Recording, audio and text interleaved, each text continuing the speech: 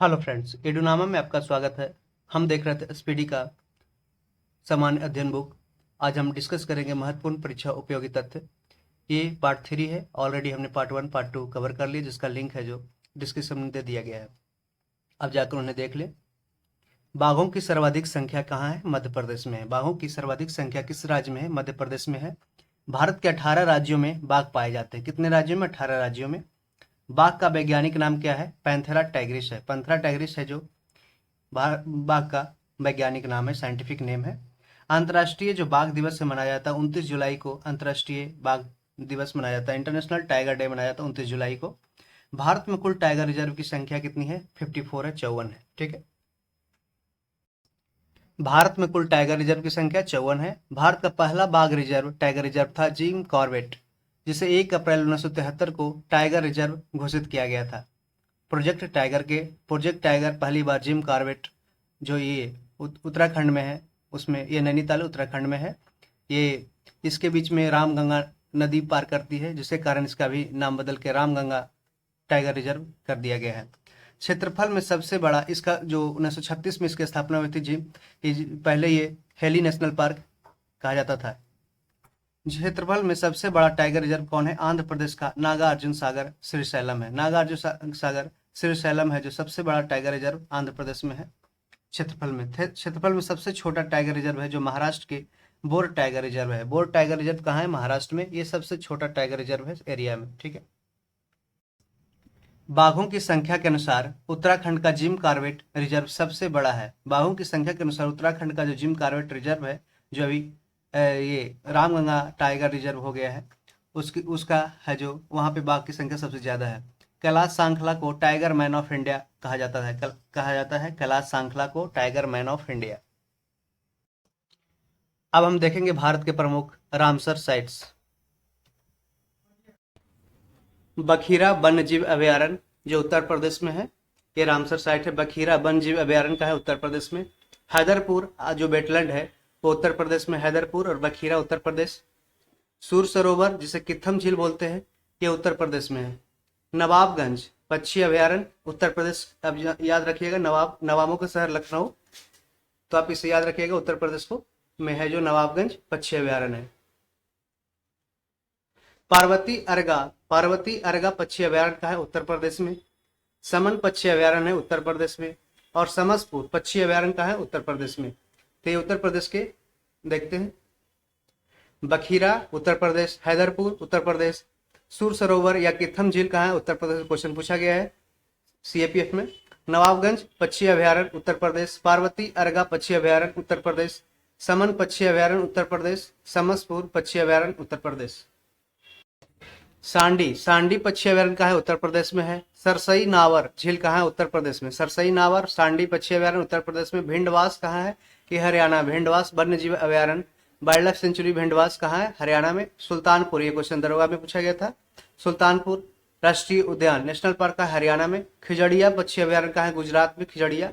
थोल झील कहाँ है? गुजरात में। थोल झील वन्य जीव अभयारण्य गुजरात में। बाधवाना गुजरात में है। बाधवाना अभी पॉट भी बनाया गया है जो 13वां भारत का मेजर पॉट है। ये बाधवाना का है गुजरात में। नाल सरोवर पक्षी अभयारण्य कहाँ है? गुजरात में। नाल सरोवर पक्षी अभयारण्य गुजरात में। सोकर झील कहाँ है? लद्दाख में। सोकर झील। नंदूर मधेश्वर पक्षी अभयारण्य है महाराष्ट्र में। नंदूर मधेश्वर पक्षी अभयारण्य महाराष्ट्र में। कांवरताल झील कहाँ पे? बेगूसराय में, ये बिहार में है। आसन संरक्षण रिजर्व, ये क्वेश्चन पूछा गया है। आसन संरक्षण रिजर्व है उत्तराखंड में, ये क्वेश्चन पूछा है। ठीक है। नांगल वन्य जीव अभयारण्य का है पंजाब में। पंजाब में नांगल वन्य जीव अभयारण्य है। ठीक है। आसन संरक्षण रिजर्व है उत्तराखंड में। कांवरताल है बिहार में।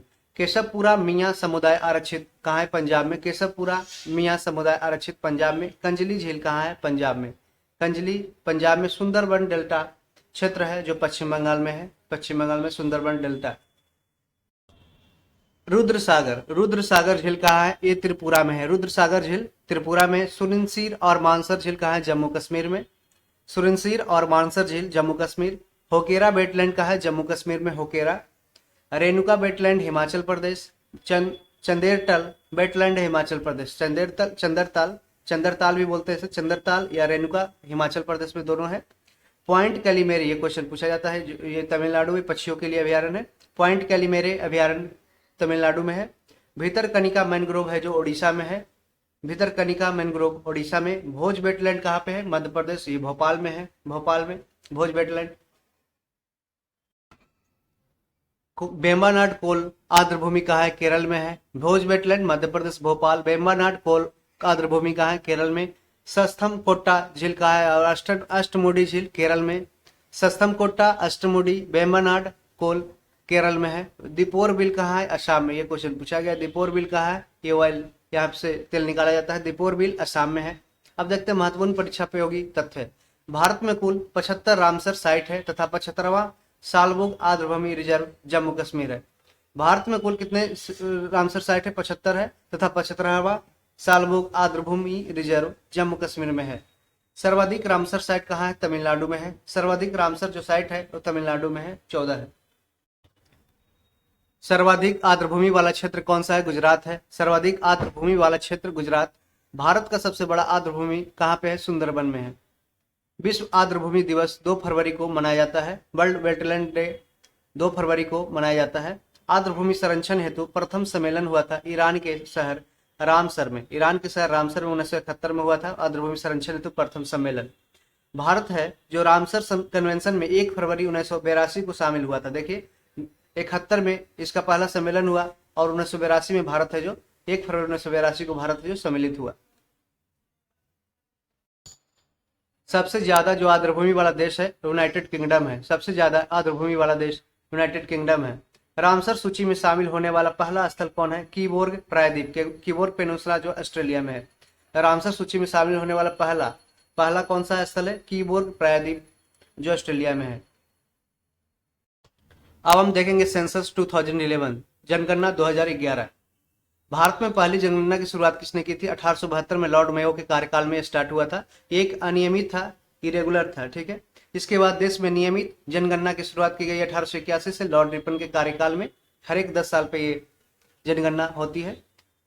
स्वतंत्र भारत की पहली जनगणना कब हुई थी? 1951 में। स्वतंत्र भारत की पहली जनगणना हुई थी 1951 में। जनगणना का महान विभाजक वर्ग, ग्रेट डिवाइडर जो ईयर था 1921 है। 1921 जनगणना का महान विभाजक वर्ष 1921 है और जनगणना का लघु विभाजक वर्ष 1951 है। जो जनगणना का लघु विभाजक वर्ष 1951। जनगणना से संबंधित अनुच्छेद 246 में दिया गया है। जो जनगणना से संबंधित अनुच्छेद है 246 में दिया गया है। जनगणना विषय है 7वीं अनुसूची, शेड्यूल जो 7th शेड्यूल है उसके संघ सूची का विषय है जनगणना। एक क्वेश्चन भी पूछा गया है, ठीक है, कि जनगणना किस विषय का है? ये संघ सूची का। 7वीं अनुसूची में 3 लिस्ट होता है संघ सूची, ठीक है, यूनियन लिस्ट, कंकरेंट लिस्ट और स्टेट लिस्ट। तो इसमें है जो 7वीं अनुसूची है इसमें, जिसमें 100, 61, 52 ऐसे याद रखिएगा। 100 है जो यूनियन संघ सूची में, ठीक है, माने यूनियन लिस्ट में, और कंकरेंट लिस्ट में ये 52 है और 61 है जो स्टेट लिस्ट में। जनगणना की अवधि प्रत्येक 10 वर्ष पे होती है। जनगणना का अध्ययन करने हेतु क्या कहलाता है? डेमोग्राफी या जनांकिकी कहलाता है। डेमोग्राफी या जनांकिकी कहलाता है जो जनसंख्या, स्टडी ऑफ पॉपुलेशन। 2011 की जनगणना का क्रम है देश की 15वीं तथा स्वतंत्र भारत की 7वीं है। ये 2011 की जनगणना का क्रम क्या है? ये देश की 15वीं है जो 1881 से नियमित रूप से स्टार्ट हुआ था और अभी जो हुए 2011 वाली जनसंख्या और स्वतंत्र भारत की 7वीं है। 2011 की जनगणना का आदर्श वाक्य क्या है? हमारी जनगणना हमारा भविष्य, आवर सेंसस आवर फ्यूचर। कुल इसमें प्रश्न है 29 है, कुल प्रश्न 29 है। जनगणना का शुभंकर क्या था? यह प्रगणक शिक्षिका था, प्रगणन शिक्षिका थी जनगणना का शुभंकर। प्रथम जनगणना कमिश्नर कौन था? डब्ल्यू प्लॉडेन है जो प्रथम जनगणना कमिश्नर, फर्स्ट सेंसस कमिश्नर था डब्ल्यू प्लॉडेन। स्वतंत्र भारत के प्रथम जनगणना आयुक्त कौन थे? आर ए गोपाल स्वामी, जो 1949 से 1953 तक रहे। 2011 के जनगणना आयुक्त सेंसस कमिश्नर कौन थे? सी चंद्रमौली। 2011 के जनगणना आयुक्त सी चंद्रमौली। पहली बार जाति आधारित जनगणना 1931 में हुई थी। हाल ही में कई स्टेटों के डिमांड पे है जाति आधारित जनगणना है जो स्टार्ट किया गया, जैसे कर्नाटक ने स्टार्ट किया, बिहार ने स्टार्ट किया। विश्व जनसंख्या दिवस 11 जुलाई को मनाया जाता है। विश्व जनसंख्या दिवस 11 जुलाई को। कुल जनसंख्या अभी क्या है? ये 2011 जनसेंसस के अनुसार 121.08 करोड़ है, जबकि अभी हाल ही में यूनाइटेड नेशन पॉपुलेशन फंड के द्वारा जारी किया गया रिपोर्ट में सबसे ज्यादा पॉपुलेशन है जो 142.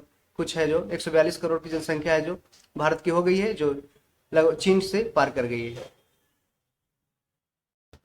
भारत में विश्व जनसंख्या का भाग कितना है? 17.5%, 17.5%, 17.5% है जो भारत में विश्व जनसंख्या का भाग है, जबकि इसका एरिया टोटल है जो भारत कवर करता है 2.42%। ठीक है।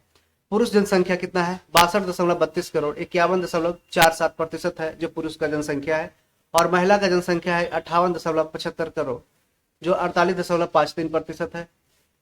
दशकीय और वार्षिक वृद्धि दर कितना आ रहा है? ये 17.7% और 1.64% है जो वार्षिक वृद्धि दर है। दशकीय है, 10 साल पे कितना वृद्धि कर रहा है पॉपुलेशन, वो 17.7%, और वार्षिक वृद्धि दर कर रहा है 1.64%। कुल साक्षरता दर कितना है? 73% है कुल साक्षरता दर। टोटल लिटरेसी रेट है जो 73% है, जिसमें पुरुष का साक्षरता दर है 80.9%, 80.9%, और महिला का साक्षरता दर 64.6%, 64.6%। अब देखते हैं हम सेक्स रेशियो, लिंगानुपात। 943 महिलाएं 1000 पुरुष पे है। 943 भारत का अभी सेक्स रेशियो है। शिशु लिंगानुपात कितना? 0 से 6 वर्ष के बच्चों के बीच का जो सेक्स रेशियो है वो 919 है, 919 है। जनसंख्या घनत्व कितना है? 382 व्यक्ति पर वर्ग किलोमीटर में, मैंने 1 किलोमीटर स्क्वायर में 382 व्यक्ति है जो पूरे पॉपुलेशन डेंसिटी है। अब देखते हैं सर्वाधिक लिंगानुपात। जो सर्वाधिक लिंगानुपात किसका है? सेक्स रेशियो केरल का है 1084 है। न्यूनतम है किसका लिंगानुपात? हरियाणा का है 879 है। सर्वाधिक केंद्र शासित लिंगानुपात है पुडुचेरी का सबसे अधिक सेक्स रेशियो है, जबकि न्यूनतम है जो दमन व दीव की है। न्यूनतम केंद्र शासित जो लिंगानुपात है वो दमन व दीव की है। सर्वाधिक जनसंख्या घनत्व किसका है? बिहार का है 1106, माने हर किलोमीटर स्क्वायर पे 1106 व्यक्ति यहाँ पे रहते हैं। न्यूनतम जनसंख्या घनत्व किसका? अरुणाचल प्रदेश का। न्यूनतम जनसंख्या घनत्व अरुणाचल प्रदेश। न्यूनतम जनसंख्या घनत्व कहाँ दर्ज की गई है? अरुणाचल प्रदेश में। कितना? ये 17, यहाँ पे सबसे लोएस्ट 17, 1 किलोमीटर स्क्वायर में मात्र 17 व्यक्ति रहते हैं। सर्वाधिक केंद्र शासित जन घनत्व किसका है? कौन सा यूनियन टेरिटरी का सबसे ज्यादा पॉपुलेशन डेंसिटी है? तो ये दिल्ली का है। ये भी हाल ही में एसएससी में क्वेश्चन पूछा गया था। न्यूनतम केंद्र शासित जो जन घनत्व है, पॉपुलेशन डेंसिटी है, वो अंडमान निकोबार में है न्यूनतम। सर्वाधिक जनसंख्या किसका है? उत्तर प्रदेश का, लगभग 20 करोड़, लगभग 20 करोड़ उसकी जनसंख्या है। और न्यूनतम जनसंख्या कितना है? किसका है? सिक्किम का, 6.11 लाख है, 6,11,000 है जो न्यूनतम जनसंख्या है जो सिक्किम की है। सर्वाधिक केंद्र शासित प्रदेश की जनसंख्या किसकी है? दिल्ली की है, और इसका जनघनत्व भी सबसे ज्यादा है दिल्ली का। और ऐसे राज्य में सबसे जनघनत्व सबसे ज्यादा है किसका? बिहार का, 1106 किलोमीटर स्क्वायर। न्यूनतम केंद्र शासित जो प्रदेश की जनसंख्या है वो लक्षद्वीप की है, और एकमात्र राज्य जहां जनसंख्या घटी है वो नागालैंड है। नागालैंड ऐसा राज्य है जहां पे जनसंख्या घटी है। सर्वाधिक साक्षरता कहाँ है? केरल में है 94%। सर्वाधिक क्षेत्र साक्षरता जो मोस्ट लिटरेसी वो केरल स्टेट है, वो 94%। न्यूनतम साक्षरता कहाँ पे है? बिहार में 61.8%। न्यूनतम महिला साक्षरता है जो बिहार में है 51.5%। तो न्यूनतम साक्षरता और न्यूनतम महिला साक्षरता है जो बिहार में 51.5%, और बिहार में 61.8% टोटल जो न्यूनतम साक्षरता है। सर्वाधिक केंद्र शासित प्रदेश की साक्षरता है वो जो लक्षद्वीप में सबसे ज्यादा है। न्यूनतम केंद्र शासित प्रदेश की साक्षरता वो दादर नगर हवेली की है। अधिक जनसंख्या वाले जिला कौन सा है? थाने है, महाराष्ट्र में। अधिक जनसंख्या वाले जिला थाने, महाराष्ट्र में है। कम जनसंख्या वाला जिला दिबांग घाटी जो अरुणाचल प्रदेश में है। दिबांग घाटी यहाँ पे सबसे कम जनसंख्या वाला जिला ये है, दिबांग घाटी, अरुणाचल प्रदेश। अधिक जिलों वाला राज्य कौन सा है? उत्तर प्रदेश, 75 यहाँ पे जिला है। अधिक जिलों वाला राज्य उत्तर प्रदेश 75। और बिहार में कितने जिले हैं? टोटल 38 जिले हैं। अब हम देखेंगे भारतीय अंतरिक्ष केंद्र या प्रक्षेपण यान, Indian space research organisation, ISRO के बारे में देखते हैं।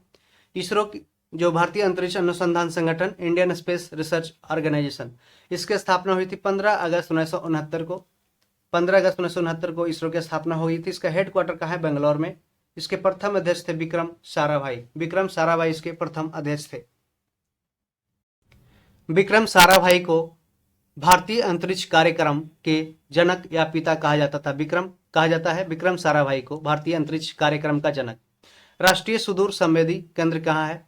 रिमोट सेंसिंग सैटेलाइट जो रिमोट सेंसिंग सैटेलाइट जो सेंटर है वो कहाँ है, हैदराबाद में है, आरएसएस, ठीक है, हैदराबाद में। भारतीय सुदूर संवेदी संस्थान क्या कहाँ पे है, देहरादून में। केंद्र है हैदराबाद में और संस्थान है जो देहरादून में है। विक्रम साराभाई अंतरिक्ष केंद्र VSSC स्थित कहाँ पे है, तिरुवनंतपुरम केरल में। केरल में विक्रम साराभाई अंतरिक्ष केंद्र, तिरुवनंतपुरम केरल में। सतीश धवन अंतरिक्ष केंद्र SDSC SHAR, ठीक है, कहाँ पे, श्रीहरिकोटा में। सतीश धवन अंतरिक्ष केंद्र श्रीहरिकोटा, ये कहाँ पे है, आंध्र प्रदेश में है, आंध्र प्रदेश में। स्पेस एप्लीकेशन सेंटर कहाँ है, अहमदाबाद गुजरात में है। Space application centre SAC SAC SAC। NASA का गठन हुआ था 1958 में, नेशनल एरोनॉटिक्स स्पेस, ठीक है, इसका वाशिंगटन DC है जो हेडक्वार्टर है। स्पेस एजेंसियां और देखते हैं, नासा किसका है, अमेरिका का है। जाक्सा है जो जापान का है। CNSA है जो चाइना का है। और ISA इजराइल का है। CNSA चीन का है। रोसकॉस्मोस है जो रूस का है, ये पूछा गया था रूस से, रोसकॉस्मोस आज से याद रखिएगा, रोसकॉस्मोस रशिया का है। सुपार्को है जो पाकिस्तान का, सुपार्को, पार्क यहाँ पे PA है, पाकिस्तान याद रखे। AEB कहाँ का है, ब्राजील का है, ठीक है। और CNSA कहाँ का है, चाइना का C से चाइना है, ठीक है। नासा है जो अमेरिका का है और जाक्सा है जो जापान का है, ठीक है। अब हम देखते हैं भारतीय प्रथम उपग्रह एवं मिशन, ठीक है। प्रथम भारतीय उपग्रह कौन सा है, आर्यभट्ट, जो 19 अप्रैल 1975 को सोवियत संघ से प्रक्षेपित किया गया था। प्रथम भारतीय उपग्रह है जो आर्यभट्ट है, 19 अप्रैल 1975 को सोवियत संघ से प्रक्षेपित किया गया था। भारत में निर्मित एवं भारत में प्रक्षेपित भारत का प्रथम उपग्रह है जो रोहिणी है, रोहिणी RS-1 है जो भारत में निर्मित एवं भारत में प्रक्षेपित भारत का प्रथम उपग्रह रोहिणी RS-1। भारत का पहला मौसम उपग्रह कौन सा है, कल्पना 1, पुराना नाम इसका मैटसैट है। मैटसैट भारत का पहला मौसम उपग्रह। भारत का प्रथम संचार उपग्रह फर्स्ट कम्युनिकेशन सैटेलाइट है जो एप्पल है, एप्पल। भारत का प्रथम चंद्र मिशन है चंद्रयान 1, हाल ही में चंद्रयान 3 लॉन्च किया गया है 2 के असफल होने के बाद। पहला पृथ्वी अवलोकन उपग्रह है अर्थ ऑब्जर्वेशन सैटेलाइट 3। भारत का पहला जो सौर मिशन है आदित्य L1 है। अब देखते हैं प्रक्षेपण यान। SLV का फुल फॉर्म क्या होता है, पूर्ण रूप होता है सैटेलाइट लॉन्च व्हीकल। ASLV का पूर्ण रूप क्या होता है, augmented satellite launch vehicle. SSLV का small satellite launch vehicle, SSLV का। PSLV का polar satellite launch vehicle. GSLV का पूर्ण रूप होता है geosynchronous satellite launch vehicle, geosynchronous satellite launch vehicle. SLV-3 Bharat का प्रथम प्रक्षेपण यान था। SLV-3 सैटेलाइट लॉन्च व्हीकल 3 है जो भारत का प्रथम प्रक्षेपण यान था। भारत का प्रथम उपग्रह रोहिणी RS-1 18 जुलाई 1980 को SLV-3 से भेजा गया था। PSLV का अन्य नाम वर्कहॉर्स है। PSLV का अन्य नाम क्या है, वर्कहॉर्स है। और GSLV के माध्यम से अधिक भार वाले उपग्रहों को भेजा जाता है। GSLV के माध्यम से अधिक भार वाले उपग्रहों को भेजा जाता है। अब हम देखेंगे भारतीय अंतरिक्ष मिशन, इंडियन जो स्पेस मिशन है उसको। पहला चंद्रयान 1 देखते हैं। चंद्रमा के लिए भारत का पहला मिशन है, ये चंद्रमा के लिए भारत का पहला मिशन कौन है, चंद्रयान 1। इसे 22 अक्टूबर 2008 को लॉन्च किया गया इसरो के द्वारा। 14 नवंबर 2008 को ये चंद्रमा पर पहुंचा था। चंद्रमा पे ये पहुंचा 14 नवंबर 2008 को। 22 अक्टूबर 2008 को इसको लॉन्च किया गया था। इसको कहाँ से लॉन्च किया गया था, सतीश धवन अंतरिक्ष केंद्र श्रीहरिकोटा से लॉन्च किया गया था जो आंध्र प्रदेश में है। ये जो प्रक्षेपण यान था वो क्या था, PSLV XL C11 था। PSLV XL C11। जी माधवन राय इसके तत्कालीन इसरो प्रमुख थे। जी माधवन राय चंद्रयान 1 के समय है जो इसरो प्रमुख थे। इस अंतरिक्ष यान में एक इम्पैक्टर और एक ऑर्बिटर था, ठीक है। इम्पैक्टर 14 नवंबर 2008 को चंद्रमा के स्केल्टन क्रेटर के जवाहर पॉइंट नामक स्थान पर उतरा और चंद्रमा की सतह पर पानी का पता लगाया था। कौन, इम्पैक्टर। तो ध्यान रखिएगा जवाहर पॉइंट कहाँ है, ये जवाहर पॉइंट है ये चंद्रमा पे। इस सफलता चंद्रयान 1 की सफलता के बाद रूस, अमेरिका, जापान के बाद भारत है जो चंद्रमा की सतह पर उपग्रह को भेजने वाला चौथा देश बन गया था।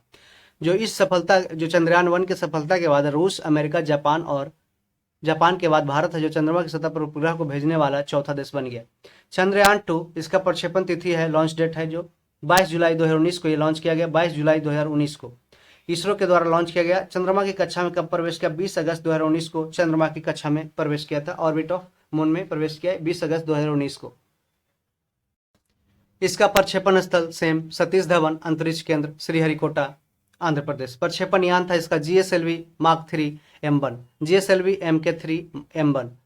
उसके तत्कालीन इसरो प्रमुख थे के सिवन थे। चंद्रयान 2 के महत्वपूर्ण 3 किस्से थे। ऑर्बिटर 3 हिस्से थे, किस्से नहीं यहाँ पे हिस्से है।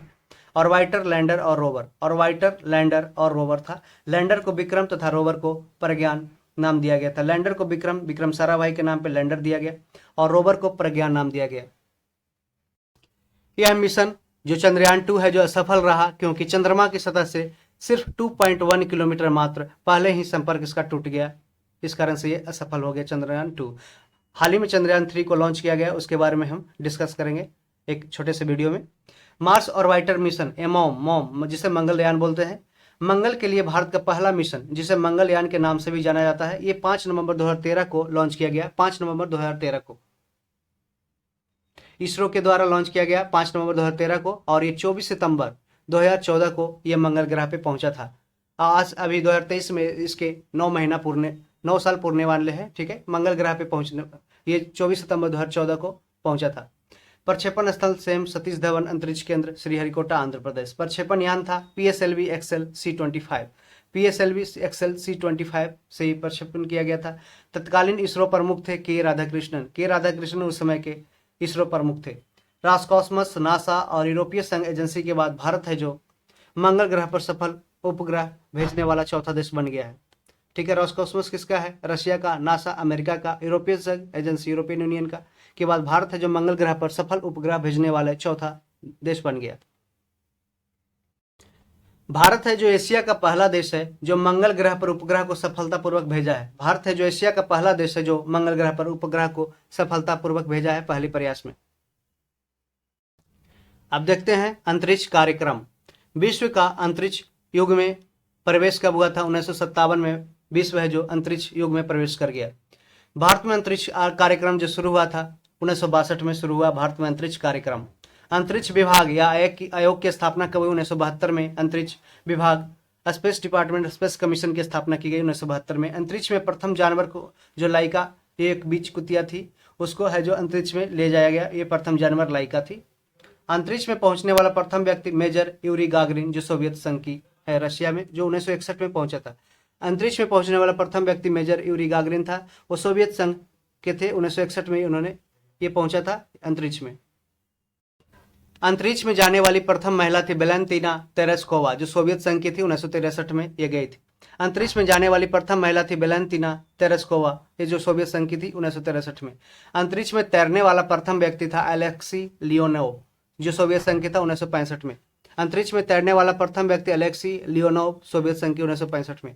अंतरिक्ष में तैरने वाली प्रथम महिला कौन थी? स्वेतलाना सावित्रिकाया। स्वेतलाना सावित्रिकाया, स्वेतलाना से याद रखिएगा, स्वेतलाना है जो तैरने वाली प्रथम महिला थी अंतरिक्ष में, स्वेतलाना सावित्रिकाया। अंतरिक्ष में प्रथम एशियाई कौन थे जो पहुंचा था? फाम तुआनपे है जो अंतरिक्ष में प्रथम एशियाई पहुंचा था। अंतरिक्ष में जाने वाला प्रथम भारतीय कौन था? Squadron leader Rakesh Sharma. ये 3 अप्रैल 1984 को अंतरिक्ष में गए थे। ये जाने वाले प्रथम भारतीय थे। स्क्वाड्रन लीडर राकेश शर्मा 3 अप्रैल 1984 को पहुंचे थे इंदिरा गांधी के कार्यकाल में। अंतरिक्ष में प्रवेश करने वाली भारतीय मूल की प्रथम महिला कौन थी? कल्पना चावला। अंतरिक्ष में प्रवेश करने वाली भारतीय मूल की प्रथम महिला थी कल्पना चावला। ये हरियाणा की थी। 1997 में इनका जन्म 1997 में पहुंची थी अंतरिक्ष में, और इसका 1962 में हरियाणा के करनाल में है जो जन्म हुआ था, हरियाणा के करनाल में। ठीक है, अंतरिक्ष में प्रवेश करने वाली भारतीय मूल की दूसरी महिला थी सुनीता विलियम्स जो 2006 में पहुंची थी। अंतरिक्ष में प्रवेश करने वाली भारतीय मूल की दूसरी महिला सुनीता विलियम्स 2006 में गई थी, और अंतरिक्ष में प्रवेश करने वाली भारतीय मूल की पहली महिला थी कल्पना चावला 1997 में पहुंची थी, और प्रथम भारतीय पुरुष थे अंतरिक्ष में जाने वाले स्क्वाड्रन लीडर राकेश शर्मा। पुरुष या प्रथम भारतीय थे। 3 अप्रैल 1984 को ये पहुंचे थे अंतरिक्ष में। अंतरिक्ष में प्रवेश करने वाली भारतीय मूल की तीसरी महिला थी श्रीषा आंदला 2011 में। ये वर्जिन गैलेक्टिक एजेंसी द्वारा पहुंचाया गया था। इनका जन्म आंध्र प्रदेश में हुआ था। अंतरिक्ष में प्रवेश करने वाली भारतीय मूल की तीसरी महिला थी श्रीषा आंदला। ठीक है, 2011 में गई थी, जन्म आंध्र प्रदेश। कल्पना चावला की मृत्यु कहाँ हुई थी? 1 फरवरी 2003 में हुई थी कोलंबिया यानी कि दुर्घटनाग्रस्त होने से कल्पना चावला की मृत्यु हुई थी 1 फरवरी 2003 को। सर्वाधिक समय तक अंतरिक्ष में रहने वाली महिला थी क्रिस्टीना कोच। क्रिस्टीना कोच 328 दिन रही थी 2020 में। सर्वाधिक समय तक अंतरिक्ष में रहने वाली महिला थी क्रिस्टीना कोच, 328 दिन तक रही थी 2020 में। प्रथम मानव रहित अंतरिक्ष यान था वो लूना 16 था। लूना 16 प्रथम मानव रहित अंतरिक्ष यान था। भारत का प्रथम चालक रहित यान लक्ष्य था। लक्ष्य, भारत का प्रथम चालक रहित यान कौन है? लक्ष्य। चंद्रमा पर उतरने वाले प्रथम जो चालक विहीन अंतरिक्ष यान था वो लूना 9 था। लूना 9 चंद्रमा पर उतरने वाला प्रथम चालक विहीन अंतरिक्ष यान था लूना 9। चंद्रमा पर पैर रखने वाला प्रथम व्यक्ति कौन था? नील आर्मस्ट्रांग था। नील आर्मस्ट्रांग जो अमेरिका के था, 21 जुलाई 1969 को अपोलो 11 से पहुंचा था। ठीक है, अपोलो 11 से। चंद्रमा पर मानव भेजने वाला प्रथम देश था संयुक्त राज्य अमेरिका। प्रथम अंतरिक्ष पर्यटक था डेनिस टिटो। डेनिस टिटो जो प्रथम अंतरिक्ष पर्यटक था ये अमेरिका का था। पहली महिला अंतरिक्ष पर्यटक कौन थी? अनुशेह अंसारी। अनुशेह अंसारी 2006 में। पहली महिला अंतरिक्ष पर्यटक ईरानी मूल की अमेरिकी थी, ये 2006 में गई थी, अनुशेह अंसारी। प्रथम अंतरिक्ष जो शटल था वो कोलंबिया था, जो अमेरिका का था। प्रथम अंतरिक्ष शटल कोलंबिया का, जो यूएसए का। मंगल ग्रह पे उतरने वाला प्रथम यान था बाइकिंग 1। बाइकिंग 1 कहाँ पे उतरा था? मंगल पे बाइकिंग 1। अंतरिक्ष में प्रक्षेपित प्रथम उपग्रह था स्पुतनिक 1। अंतरिक्ष में जो प्रक्षेपित किया गया था प्रथम उपग्रह था स्पुतनिक 1। ये सोवियत संघ द्वारा किया गया था, 1957 को लॉन्च किया गया था अंतरिक्ष में। दुनिया की सबसे शक्तिशाली अंतरिक्ष जो दूरबीन है वो कौन सी है? ये जेम्स वेब स्पेस टेलीस्कोप। ये किसकी? अमेरिका की। दुनिया की सबसे शक्तिशाली अंतरिक्ष दूरबीन है James Webb space telescope, America का। भारत की पहली महिला अंतरिक्ष वैज्ञानिक का नाम था सविता रानी। भारत की पहली महिला अंतरिक्ष वैज्ञानिक Savita Rani, first women space scientist Savita Rani of India. अब हम देखते हैं एनवायरमेंट से रिलेटेड कुछ फैक्ट्स। पृथ्वी पर पाए जाने वाले भूमि, जल, वायु, पेड़ पौधे एवं जीव जंतुओं का समूह जो हमारे चारों ओर है क्या कहलाता है? पर्यावरण, एनवायरमेंट कहलाता है। प्रथम अंतर्राष्ट्रीय पर्यावरण सम्मेलन जो कहाँ हुआ था? ये 5 जून 1972 को स्टॉकहोम, स्वीडन की राजधानी स्टॉकहोम में हुआ था। 5 जून 1972 को प्रथम अंतर्राष्ट्रीय पर्यावरण सम्मेलन। प्रथम विश्व पर्यावरण दिवस 1973 में मनाया गया था। विश्व पर्यावरण दिवस कब पहली बार मनाया गया? 5 जून को मनाया गया था। प्रथम विश्व पर्यावरण दिवस 1973 मनाया गया था 5 जून को। और वर्ल्ड एनवायरमेंट डे कब मनाते हैं? 5 जून को। ओजोन परत के संरक्षण से संबंधित मॉन्ट्रियल जो कॉन्फ्रेंस हुआ था कब हुआ? 16 सितंबर 1987 को। 16 सितंबर 1987 को ओजोन परत के संरक्षण से संबंधित मॉन्ट्रियल सम्मेलन हुआ था 16 सितंबर 1987 को। मॉन्ट्रियल कहाँ है? कनाडा में। इसलिए जो विश्व ओजोन संरक्षण दिवस कब मनाया जाता है? 16 सितंबर को। 16 सितंबर 1987 को ओजोन परत के संरक्षण से संबंधित मॉन्ट्रियल प्रोटोकॉल हुआ था। ठीक है, मॉन्ट्रियल क्या है? ये कनाडा का एक शहर है। ओजोन की मात्रा में कमी का मुख्य कारण क्या है? Chlorofluorocarbon CFC। कई बार पूछा गया। ओजोन की मात्रा में कमी का मुख्य कारण है क्लोरोफ्लोरोकार्बन CFC। ओजोन परत को नष्ट कौन करता है? ये क्लोरोफ्लोरोकार्बन करता है। प्रथम पृथ्वी सम्मेलन आयोजित हुआ था 1992 में ब्राजील के रियो डी जेनेरियो में प्रथम पृथ्वी सम्मेलन, फर्स्ट अर्थ समिट हुआ था। कहाँ पे? 1992 में ब्राजील के रियो डी जेनेरियो में। विश्व पृथ्वी दिवस मनाया जाता है 22 अप्रैल को। 22 अप्रैल को पृथ्वी दिवस मनाया जाता है, कई बार पूछा गया है। क्योटो जापान सम्मेलन कब हुआ? तो 1957 में। क्योटो प्रोटोकॉल क्योटो जापान में है, इसका प्रोटोकॉल कब हुआ? तो क्योटो प्रोटोकॉल 1997 में। क्योटो प्रोटोकॉल इफेक्टिव कब हुआ? 2005 में ये प्रभाव में आया था। क्योटो कॉन्फ्रेंस जो प्रोटोकॉल है संबंधित किससे है? वातावरण में कार्बन डाइऑक्साइड उत्सर्जन में वृद्धि से रिलेटेड है, इसको कम करना है, कार्बन डाइऑक्साइड को कम करना है क्योटो। और मॉन्ट्रियल प्रोटोकॉल है जो ओजोन संरक्षण को बढ़ावा देना है। विश्व का गर्म होना या पृथ्वी की औसत तापमान बढ़ना क्या कहलाता है? ग्लोबल वार्मिंग कहलाता है। जो विश्व का गर्म होना या पृथ्वी का औसत तापमान बढ़ना कहलाता है ग्लोबल वार्मिंग। पृथ्वी का औसत तापमान कितना है? 14 degree Celsius. 14 degree Celsius. Global warming को प्रभावित करने वाला मुख्य कारक क्या है? ये कार्बन डाइऑक्साइड है। कार्बन डाइऑक्साइड गैस है जो ग्लोबल वार्मिंग को प्रभावित करने वाला प्रमुख कारक है। और इसमें वाटर वेपर भी आता है, जल वाष्प भी आता है। वायुमंडल की वार्षिक तापमान वृद्धि कहलाता है क्या? हरित गृह प्रभाव, ग्रीन हाउस इफेक्ट। वायुमंडल की वार्षिक तापमान वृद्धि कहलाता है क्या? हरित गृह प्रभाव, green house effect. Green house गैसें कौन कौन सी है? जल वाष्प है, वाटर वेपर है, याद रखिएगा, वाटर वेपर वाष्प। कार्बन डाइऑक्साइड है, CO2, मीथेन है, नाइट्रस ऑक्साइड। कई बार बीपीएससी द्वारा पूछा गया था क्वेश्चन कि ग्रीन हाउस गैस इसमें से कौन है? देखिए मीथेन है, जलवाष्प है, कार्बन डाइऑक्साइड है और नाइट्रस ऑक्साइड है, जिसमें कार्बन डाइऑक्साइड मुख्य रूप से ये ग्रीन हाउस गैस को प्रभावित करता है। हरित गृह प्रभाव हेतु सर्वाधिक उत्तरदायी कौन सा है? कार्बन डाइऑक्साइड, CO2 है। सर्वप्रथम ग्रीन हाउस गैसों की संकल्पना है जो किसने की थी? जोसेफ फॉरियर ने। जो सबसे पहले जो ग्रीन हाउस गैस की संकल्पना किया था 1824 में जोसेफ फॉरियर ने 1824 में सर्वप्रथम ग्रीन हाउस गैसों की संकल्पना की थी। पर्यावरण एवं वन मंत्रालय का गठन कब हुआ था भारत में? 1985 में। Ministry of environment and forest का गठन हुआ था 1985 में। भारत सरकार ने पर्यावरण संरक्षण अधिनियम एनवायरमेंट प्रोटेक्शन एक्ट लागू किया था 1986 में। क्वेश्चन पूछा गया है कई बार। भारत सरकार ने पर्यावरण संरक्षण अधिनियम एनवायरमेंट प्रोटेक्शन एक्ट है जो लागू किया था 1986 ईस्वी में। विश्व पर्यावरण संरक्षण दिवस, वर्ल्ड एनवायरमेंट प्रोटेक्शन डे मनाया जाता है 26 नवंबर को। विश्व पर्यावरण संरक्षण दिवस मनाया जाता है 26 नवंबर को। पर्यावरण संरक्षण के लिए काम करने वाली अंतर्राष्ट्रीय एजेंसी कौन सी? ग्रीन पीस है, जिसका हेडक्वार्टर एम्स्टर्डम, लंदन में। ये क्वेश्चन भी कई बार पूछा गया है कि ग्रीन पीस का हेडक्वार्टर कहाँ है? एम्स्टर्डम में है। ठीक है। पर्यावरण संरक्षण के लिए काम करने वाली अंतर्राष्ट्रीय एजेंसी है ग्रीनलैंड, एम्स्टर्डम में है। राष्ट्रीय पर्यावरण अनुसंधान केंद्र कहाँ है? नागपुर में। नीरी कहाँ है? National environment research centre institute कहाँ है? नागपुर में है। ठीक है। राष्ट्रीय वन नीति लाया गया था 1988 में। नेशनल फॉरेस्ट पॉलिसी जो लाया गया था 1988 में लाया गया था राष्ट्रीय वन नीति। राष्ट्रीय जल नीति, नेशनल वाटर पॉलिसी की घोषणा कब हुई थी? 2002 में नेशनल वाटर पॉलिसी घोषणा हुई थी और वन नीति लाई गई थी 1988 में। राष्ट्रीय पर्यावरण नीति की घोषणा 2004 में की गई थी। राष्ट्रीय पर्यावरण नीति की घोषणा, नेशनल एनवायरमेंटल पॉलिसी की घोषणा 2004 में की गई थी और जल नीति की घोषणा 2002 में की गई थी। राष्ट्रीय हरित प्राधिकरण की स्थापना 2010 में की गई थी। नेशनल ग्रीन ट्रिब्यूनल NGT की स्थापना है जो 2010 में की गई थी। विश्व नम भूमि दिवस 2 फरवरी को मनाया जाता है। वर्ल्ड वेटलैंड डे मनाया जाता है 2 फरवरी को। विश्व वन दिवस मनाया जाता है 21 मार्च को। वर्ल्ड फॉरेस्ट डे मनाया जाता है 21 मार्च को। और विश्व जल दिवस मनाया जाता है 22 मार्च को। जैव विविधता दिवस 22 मई को मनाया जाता है। तो याद रखिएगा तीनों कि विश्व वन दिवस 21 मार्च, विश्व नम भूमि दिवस 2 फरवरी, विश्व जल दिवस 22 मार्च और विश्व जैव विविधता दिवस 22 मई को मनाया जाता है।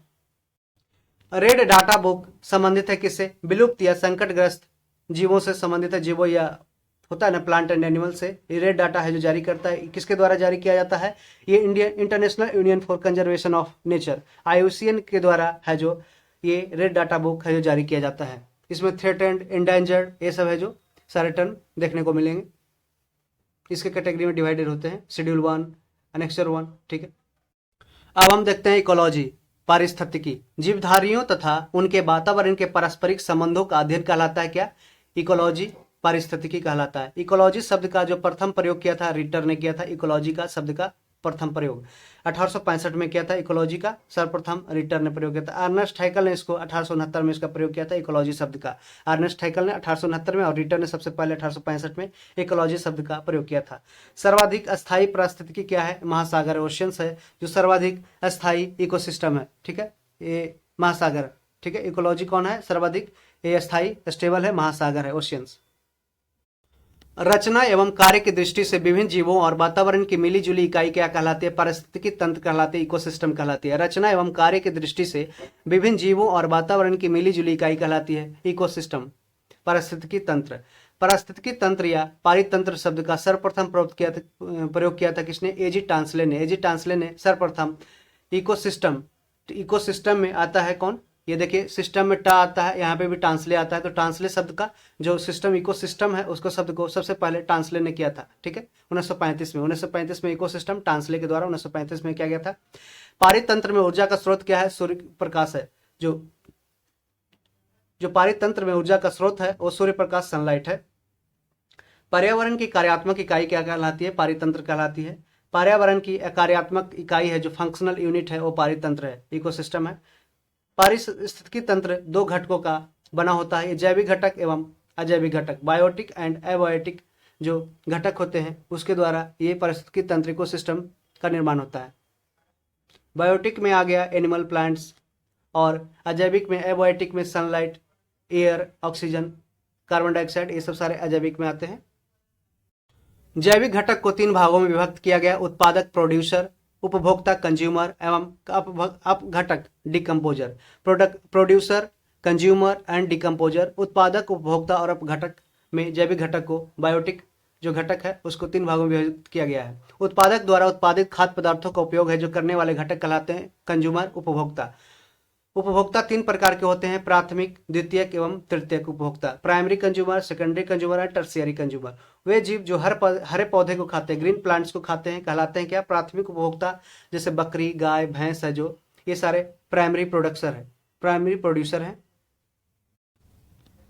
प्राथमिक उपभोक्ताओं को भोजन के रूप में प्रयुक्त करने वाले जीव कहलाते हैं द्वितीयक उपभोक्ता, सेकेंडरी कंज्यूमर। जैसे भेड़िया, मोर, लोमड़ी, ठीक है, भेड़िया, मोर, लोमड़ी ये सेकेंडरी कंज्यूमर है। द्वितीयक उपभोक्ताओं को भोजन के रूप में इस्तेमाल करने वाले जीव कहलाते हैं तृतीयक उपभोक्ता, टर्शियरी कंज्यूमर। जैसे बाघ हो गया, शेर हो गया, चीता हो गया। अजैविक घटक को 2 भागों में विभक्त किया गया है, कार्बनिक एंड अकार्बनिक। ठीक है, कार्बनिक एंड ऑर्गेनिक और इनऑर्गेनिक। इनऑर्गेनिक 2 अजैविक घटकों को डिवाइड किया गया है। कार्बनिक अजैविक घटक कौन सा है, देखते हैं। कार्बनिक अजैविक घटक है carbohydrate, protein and fat. Protein, वसा, कार्बोहाइड्रेट ये कार्बनिक अजैविक है। ऑर्गेनिक जो अबायोटिक घटक है। अकार्बनिक अजैविक घटक है मृदा, जल, वायु, खनिज। इनऑर्गेनिक ये मृदा, जल, मिट्टी, जल, वायु, खनिज ये सब है। सनलाइट। अब घटक क्या होते हैं, ये कवक एवं जीवाणु से बने होते। कवक एवं जीवाणु, फंगस एंड बैक्टीरिया होते हैं जो डिकम्पोजर होते हैं। बैक्टीरिया डिकम्पोजर होता है। अब घटक होते हैं जो तोड़ते हैं कार्बनिक अकार्बनिक को। ठीक है, अब घटक होते हैं फंगस एंड बैक्टीरिया। सफाई कर्मचारी क्या कहलाते हैं, अब घटक कहलाते हैं जो कीड़े मकोड़ों को खा के उसको जो मांस कोई भी जीव जंतु है जो अगर उसका डेथ होता है तो वह है जो उसका सड़ गल जाता है तो उसमें से बैक्टीरिया और फंगस उसको तोड़ देता है। ठीक है, तोड़ के फिर से मिट्टी में बदल देता है, तो ये सफाई कर्मचारी कहलाता है। अब घटक डिकम्पोजर, जिसमें फंगस एवं बैक्टीरिया आता है। एक जीव द्वारा दूसरे को खाए जाने पर पोषक तत्वों एवं ऊर्जा का रूपांतरण क्या कहलाता है, फूड चैन, खाद्य श्रृंखला कहलाता है। एक जीव द्वारा दूसरे को खाए जाने पर पोषक तत्वों एवं ऊर्जा का रूपांतरण कहलाता है खाद्य श्रृंखला, फूड चैन। खाद्य श्रृंखला बनती है किसे, उत्पादकों, उपभोक्ताओं एवं अपघटकों से मिलकर एक फूड चैन बनती है। खाद्य श्रृंखला में प्राथमिक एवं द्वितीयक उपभोक्ता कौन सा है, मानव है। मानव है जो प्राइमरी एंड सेकेंडरी कंज्यूमर है। मानव किसी परितंत्र के जो इकोसिस्टम के विभिन्न ऊर्जा स्तरों की जो एनर्जी लेवल है उसकी कार्यात्मक भूमिका की तुलना करने हेतु प्रदर्शन किया गया किससे, एनर्जी पिरामिड को, ऊर्जा पिरामिड द्वारा। ऊर्जा पिरामिड सदैव क्या होता है, ये सीधा होता है। सदैव है जो सीधा होता है, कभी उल्टा नहीं होता है। ऊर्जा पिरामिड है सदैव सीधा होता है, ध्यान रखिएगा। और सर्वाधिक जैव विविधता पाई जाती है कहाँ पे, उष्णकटिबंधीय वर्षा वन में। जो सब ट्रॉपिकल रेन फॉरेस्ट में है जो सर्वाधिक जैव विविधता पाई जाती है। पारिस्थितिकी विज्ञान केंद्र कहाँ है, बेंगलुरु में है। जो पारिस्थितिकी विज्ञान केंद्र है बेंगलुरु कर्नाटक में है। अब हम देखते हैं प्रदूषण से बनने वाले क्वेश्चन। वायु, जल या भूमि में अनचाहे परिवर्तन जो मनुष्य एवं जीवधारियों के लिए हानिकारक हो क्या कहलाता है, प्रदूषण कहलाता है, पॉल्यूशन कहलाता है। मानव जनित पर्यावरणीय प्रदूषण क्या कहलाता है, एंथ्रोपोजेनिक, परजैविक। एंथ्रोपोजेनिक, एंथ्रो मतलब ह्यूमन होता है, ठीक है, तो मानव जनित पर्यावरण प्रदूषण कहलाता है एंथ्रोपोजेनिक या परजैविक। जैव विघटित प्रदूषक कौन सा है, ये बाहित मल है। ठीक है, जैव विघटित प्रदूषक है बाहित मल। वायु प्रदूषक शीशा से प्रभावित कौन सा अंग होता है, ये उदर है, लीवर है। जो वायु प्रदूषक लेड से प्रभावित अंग है उदर। जो एयर पॉल्यूशन से जो शीशा से प्रभावित अंग है उदर है, पेट है। तंत्रिका तंत्र संबंधी रोग होता है शीशा से, लेड से। एस्बेस्टस धूल से प्रभावित अंग कौन सा है, फेफड़ा है। एस्बेस्टस जो सीमेंट में इस समय होता है, उससे काम करने वाले जैसे माइंस में काम करने वाले लोगों को ये एस्बेस्टस धूल से प्रभावित अंग होता है, फेफड़ा प्रभावित हो जाता है। पारा प्रभावित करता है किसको, मस्तिष्क को। मरकरी है जो मस्तिष्क ब्रेन को प्रभावित करता है। वायु प्रदूषक कार्बन मोनोऑक्साइड प्रभावित करता है किसको, रक्त धाराओं को, ब्लड वेसल्स को। वायु प्रदूषक कार्बन मोनोऑक्साइड प्रभावित करता है। भूमिगत जल को दूषित करने वाले अजैविक प्रदूषक है आर्सेनिक। आर्सेनिक है जो अंडरग्राउंड वाटर है उसको प्रदूषित करने वाला अजैविक प्रदूषक है। जल प्रदूषण को मापने हेतु जांच की जाती है किससे, बायोमैकेनिकल ऑक्सीजन डिमांड, बीओडी के द्वारा जो जल प्रदूषण को मापने हेतु जांच की जाती है बायोमैकेनिकल ऑक्सीजन डिमांड। जैसे है कि अगर जल प्रदूषण में जैसे बहुत ज़्यादा है जल प्रदूषण तो उसको तोड़ने के लिए उसमें ऑक्सीजन बहुत मात्रा उसमें बहुत कम जाएगी, ठीक है, और इसलिए बहुत ऑक्सीजन की मात्रा कम जाती है। इस कारण से वहाँ पे बीओडी कम होने के कारण, बीओडी अधिक होने के कारण, ठीक है, बायोमैकेनिकल ऑक्सीजन डिमांड की अधिकता के कारण है जो मछली वहाँ पे डेथ कर जाती है। ठीक है, मनुष्य में रक्तदाब बढ़ाकर, ब्लड प्रेशर बढ़ाकर दिल संबंधी रोग उत्पन्न करता है। वायु प्रदूषक कैडमियम, कैडमियम है जो मनुष्य में ब्लड प्रेशर, रक्तदाब बढ़ाकर दिल संबंधी रोग उत्पन्न करता है, कैडमियम। ब्राउन एयर शब्द का प्रयोग किया जाता है किसके लिए? प्रकाश रासायनिक धुआं, फोटोकेमिकल स्मोक के लिए, फोटोकेमिकल स्मोक, प्रकाश रासायनिक धुआं के लिए ब्राउन एयर शब्द का प्रयोग किया जाता है। पीएम तथा एसपीएम संबंधित है प्रदूषण से, पॉल्यूशन से। पार्टिकुलेट मैटर और सैचुरेटेड पार्टिकुलेट मैटर किससे संबंधित है? प्रदूषण से, पॉल्यूशन से। पीएम का तात्पर्य है पार्टिकुलेट मैटर और एसपीएम का मतलब है suspended particulate matter, SPM suspended particulate matter. वायु प्रदूषक है क्या? Carbon monoxide, sulphur dioxide, hydrogen sulphide, ये वायु प्रदूषक है, एयर पोल्यूटर है। Carbon monoxide, sulphur dioxide, hydrogen sulphide. यहाँ पे वायु प्रदूषक में कार्बन डाइऑक्साइड नहीं आता है। 3 दिसंबर 1984 को भोपाल के यूनियन कार्बाइड फैक्ट्री में किस गैस का रिसाव हुआ था? Methyl isocyanide, MIC। ये कई बार क्वेश्चन पूछा गया, कब हुआ था? 3 दिसंबर 1984 को। कहाँ पे? भोपाल के यूनियन कार्बाइड फैक्ट्री में, और इसमें मिथाइल आइसोसाइनाइड गैस का, MIC का रिसाव हुआ था। मिनीमाटा रोग किससे होता है? ये पारायुक्त जल से। मिनीमाटा ये जापान का एक शहर है जहाँ पे ये मतलब ये देखा गया था पहली बार, पारायुक्त जल से मिनीमाता रोग होता है। मिनीमाता, ये क्वेश्चन पूछा गया था। मिनीमाता रोग सबसे पहले हुआ था जापान में, ठीक है। नदियों में जल प्रदूषण की माप की जाती है किससे? ऑक्सीजन की घुली हुई मात्रा से। नदियों में जो जल प्रदूषण की माप की जाती है ऑक्सीजन की घुली हुई मात्रा से, उसको साइंटिफिक टर्म में बायोलॉजिकल ऑक्सीजन डिमांड बोलते हैं, बायोमैकेनिकल ऑक्सीजन डिमांड, BOD।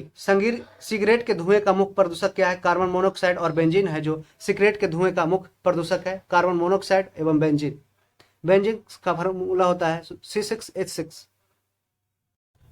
केंद्रीय प्रदूषण नियंत्रण बोर्ड कहाँ है? दिल्ली में है। केंद्रीय प्रदूषण नियंत्रण board, central pollution control board, Delhi में। जल संरक्षण एवं प्रदूषण नियंत्रण अधिनियम बना था 1974 में। क्वेश्चन पूछा गया दरोगा में कि water conservation and pollution control act है जो 1974 में बना था। वाहनों से निकलने वाले धुआं में पाया जाता है क्या? कार्बन मोनोऑक्साइड एवं सीसा। वाहनों से जो व्हीकल से निकलने वाले जो धुआं है, स्मॉग है, उसमें पाया जाता है कार्बन मोनोऑक्साइड एवं लेड, सीसा। सीसा है जो जानते ही आप उसको है, जो मस्तिष्क को प्रभावित करता है।